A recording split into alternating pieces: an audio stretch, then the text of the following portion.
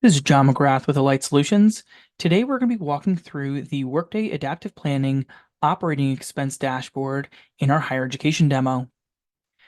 Here you can see a breakdown of comp versus non-comp expense, and then we can even break it down further by compensation expense by type for the different salary types and the different non-compensation expenses by the different types.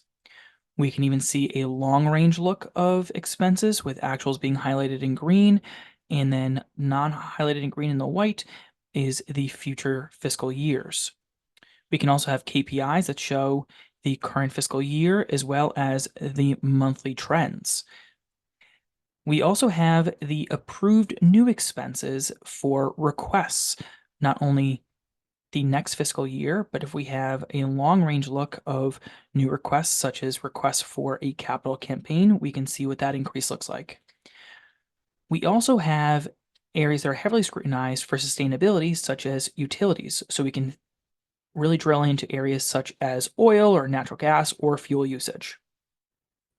Within these dashboards, you can also have instructions for your cost center managers, such as review the operating expense budget mix and operating margin, the growth rates, and enter any budget requests and/or transfers at the bottom of the dashboard. And you can even have a link out to different areas of the adaptive model, such as an HTML report. We'll come back to that. We also have a scorecard that can actually show you your prior year actuals versus the next fiscal year budget with all the appropriate variances, both in a dollar and a percentage. For a cost center manager look, they can see what the growth rates are from a long range planning standpoint over on the left-hand side, and these are applicable at the top level. We'll also show you how you can set these at the cost center level as well if they don't want to leverage the high level growth rates. Down below, we can also set our budget transfers and budget requests. So from here, we can see that the Dean of the Arts and Science is providing a $50,000 transfer of funds that is going to be recurring to the Faculty Senate for faculty salaries for curriculum development. And so here you can see that they've moved $50,000 in fiscal 25 to $50,000 in fiscal 25 for the Faculty Senate, and that will be a permanent transfer because we are deeming it recurring. If you had one-time request or one-time transfers, you can select one time from the dropdown here, one time or recurring. And then we can also set it so that this approved column can be managed by the FP&A office. So that way you can toggle expenses on and off. We also have different styles of planning for different operating expenses, such as the travel expense. So for example, if you have faculty attending the NACUBO annual conference, you can identify who the employee is, what the date range is for the travel.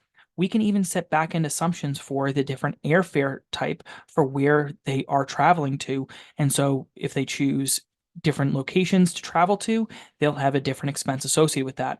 And they can also identify, do they need a hotel? Will they need the per diem meals, the per diem ground transportation, as well as the registration fees.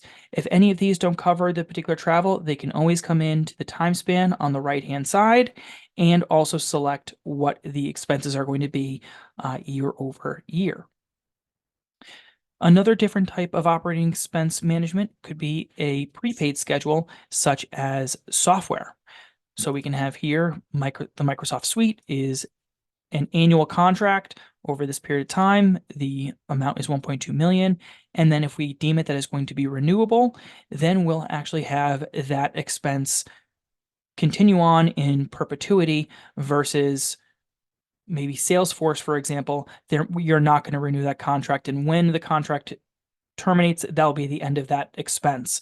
And we can even have things like a term-based expense, such as Workday, where we say it's $180,000, and that expense will be $60,000 per year over the 3 years, totaling to $180,000. And you can also have a per license where we say it's $300 per license and you enter in what the licenses are. Now, All of these areas can be managed at a top level, but it also can be managed at a lower level as well. And so if I were to flip down from the total college and actually choose an individual department, so I'll really drill down into our organizational structure and choose the biology department. I'll hit apply.